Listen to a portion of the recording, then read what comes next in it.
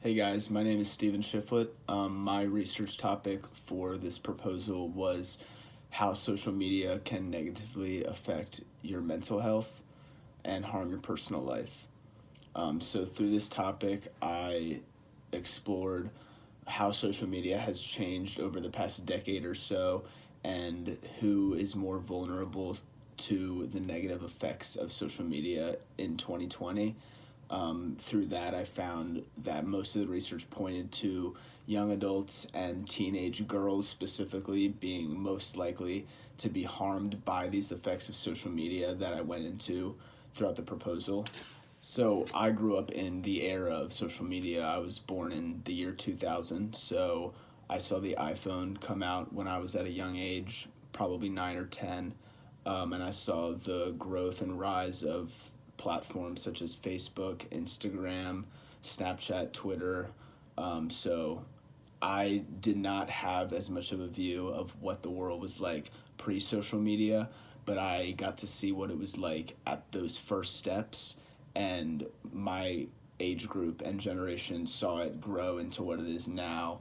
And we are all kind of anticipating to see, where will social media be 10 years from now, 20 years from now. So it was interesting to research these newer platforms like TikTok and see how these apps were negatively affecting teenagers now that when I was their age, we did have social media. We had Instagram, Snapchat, Twitter, but a lot of it was more casual. There was not as much of a pressure put on an individual for what are you posting? Is this worthy enough to get thousands of likes? When we were 13, 14, those weren't as much of priorities with social media. That came to follow in the 2010s, mainly from 2015 to now, where social media has become such a point of pressure for young people to meet other people's standards and, in a way, meet their own standards as well. I was inspired by this topic of social media, considering, like I said, I grew up seeing social media become more advanced and more accessible and easier to use for everybody. But I also saw in my upbringing, in my teenage years, I saw social media be used as a way to blackmail, as a way to judge, and as a way to hate others. And I know how bad that was when I was 15 years old, and I can only imagine how much worse it's gotten over the past 5 or 6 years, and how much more we are seeing that judgment and that hate and that criticism among young teenagers. And I thought that it would be interesting to research this topic, see what professionals were saying about it, see what more research could be put into it.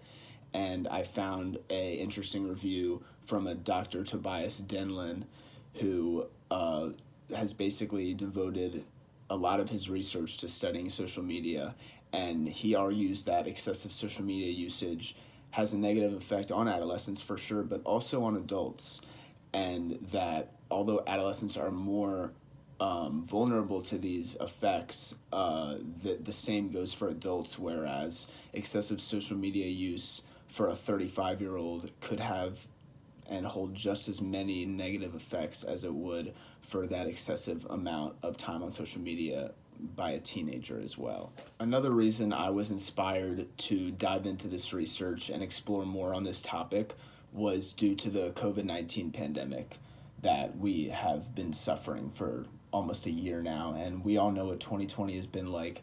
But one thing that occurred to me when deciding on my topic was that people have been locked in their homes for months now, and that people are turning to social media a lot more now than they ever were in the past.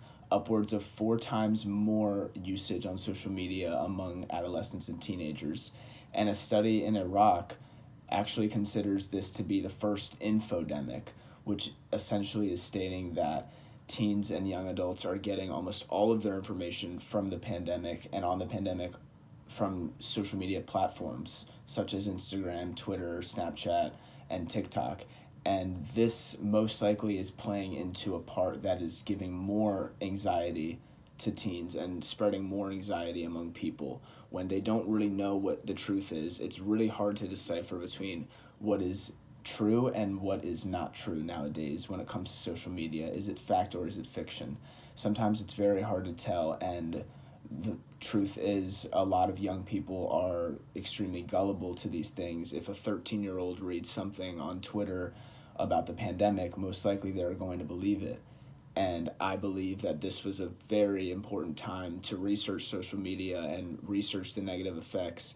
And I can only hope that other researchers and professionals are putting and devoting more time into the study of the negative effects of social media, because I think that we're really going to see these effects come into play, maybe not now, but a few years from now, when hopefully we get out of this pandemic. What will it be like when people are coming back to the real world, leaving their phones behind once again? How will it change our culture and the state of mental health across the country? And if I were to be literally conducting this research on my own to answer the question of how is social media negatively affecting teens and adolescents in 2020, I would employ methods of research using questionnaires or perhaps a case study. If it were a questionnaire, I could send out a mass number of questionnaires to a certain district, send them to teenagers, find the results, offer some sort of compensation in return for completing the questionnaire, and potentially set up a case study to follow to really take time on this research, maybe over the course of a month or so, and monitor these teenagers that are willing to participate in this case study and see, how are they being affected and what can we do in the future to help reduce these effects of social media.